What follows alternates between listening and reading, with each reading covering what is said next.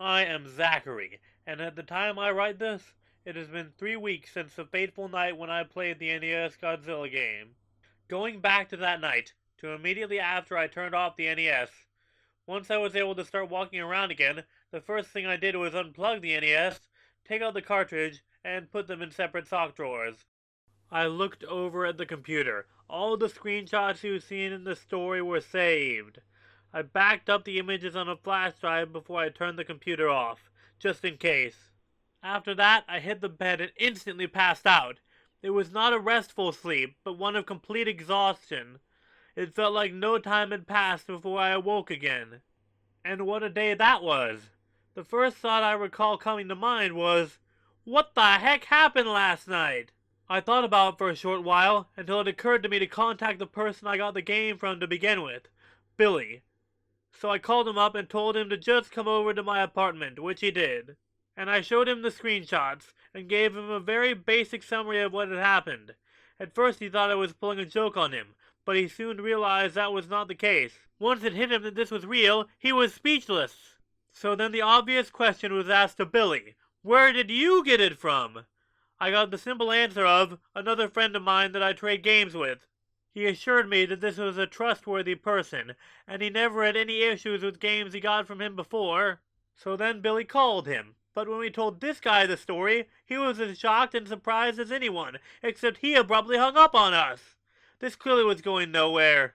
Before Billy left that day, he asked me if I wanted him to take the cartridge and dispose of it. I sharply declined. He asked how I could possibly still want to keep the thing. I told him that I needed time to think it over, and that was that. Billy and I haven't talked much since. Even though I have told him this isn't the case, I get the impression that Billy thinks what happened with the game is his fault. After he left that day, I did a lot of thinking.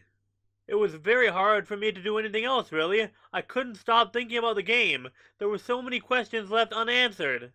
What was Red? Was Melissa really in the game? How did she get there? Why did all this happen with this game? But the one question that kept me up for many nights was, Red said he had known me for a long time. How? Ever since then, I can't shake this feeling of being watched. The game made me ask myself questions about death and reality in ways I never wanted to think about. I'm not too sure of anything anymore. Constantly thinking about it soon began to have a negative impact on my life. I just didn't care about anything else at this point. By comparison, all the other day-to-day activities seemed utterly pointless.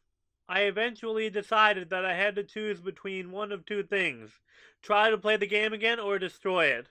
I tried several times to convince myself to try the former, but I never got farther than plugging the NES back in. Just touching the cartridge made me remember all the pain I felt during the fight with Red. I wondered if perhaps playing the game again myself might cause something terrible to happen. I didn't know anything about how this game worked, and it was too risky. I wasn't sure I could stand another round of the game anyway. So then it was time for the other option. Wanting to get some fresh air, I took the game with me and drove to the lake, planning to throw it in. I got up to the lake with the cartridge in my hand, and I looked down on it and I thought of Melissa. If what I had experienced in the game was indeed genuine, doing what I did might have been the only way to save her from endless torture. In a way, this warped game might have saved her soul. Darn it! Once that thought came into my head, I knew then I wouldn't be able to destroy it. So I just sat down at a bench, gazing at the lake for about an hour. Ultimately, I decided on a third option: selling the game on eBay. It may be selfish, but I promise you that it has nothing to do with money. I don't care how much or how little I get paid for this game, believe me. It's selfish because I don't want the responsibility of owning this cartridge anymore. I cannot dwell on this forever, and the only way I can deal with this is by putting the game out of my life. So this brings me to the main reasons I created a summary of these events. First is to record the details while I can still remember them, and the second is that whoever bids on this game knows what they're getting into. I can't guarantee the safety of anyone else who plays the game, or that anything will happen at all, but to the new owner of the game, remember this: be careful, and if you feel as if the game is literally messing with your mind, shut the dumb thing off!